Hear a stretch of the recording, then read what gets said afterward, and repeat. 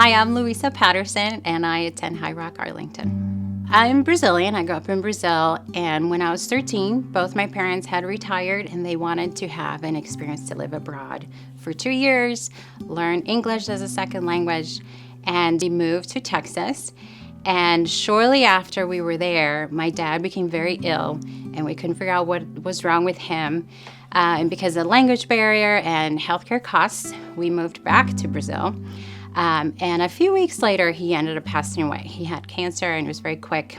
But because the move was so quick back and forth, there was a lot left here that was unresolved. And so my mom, my brother, and I were trying to decide, what do we do now? What do we do now as a family of three? You know, my mom was now a single parent and the 2 teens.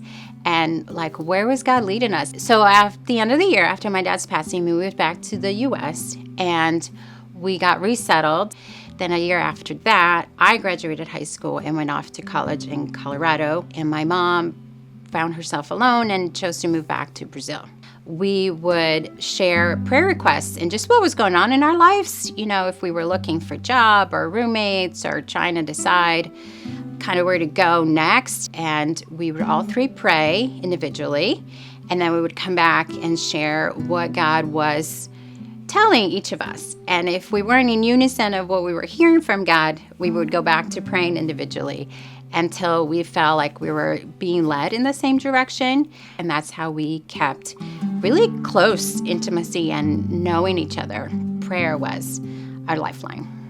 So when I moved to college, I went to this school particularly because I had a financial scholarship available. And when I arrived there, they told me it was no longer available because I was not a U.S. citizen. And so we went into prayer, the 3 of us and others as well, but mostly just seeking God to open a door. We needed this miraculous thing to happen. There was no way we could afford to, pay for that ourselves at the time, or to make it clear that I needed a return to Brazil. And so God did. It worked. Some staff took interest in my case, and they pulled together financial aid that was available, and I was able to stay that year. Then the 3 of us worked together, my mom, my brother, and I, to support each other, and God kept providing till my brother and I graduated debt-free from college. Another way I've seen God provide was when looking for housing to go to graduate school.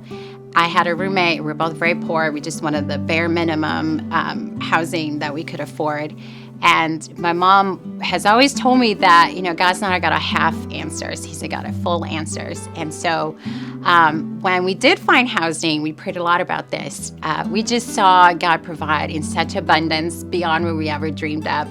And we found this great apartment. And because we were both internationals, we opened our house up to anyone who didn't have a place to go during the holidays or breaks, out-of-state students and international students. And God furnished our whole apartment and dishes and everything with $50. We went yard selling. We had china dishes and crystal glasses.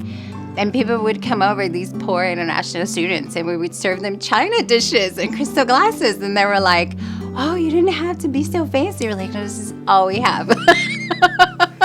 Years ago, we asked this question, what's next? Where is God leading us? What do we do now? And to see how God has provided and guided and answered through all these years, and just how my life in the U.S. has been so rich and blessed, and being able to give back and bless others and use my experiences for God's glory and His kingdom, it's just amazing. I have learned that when I pray, God shows up. He provides, He answers, He cares, and He gives way more than we know to ask or dream of.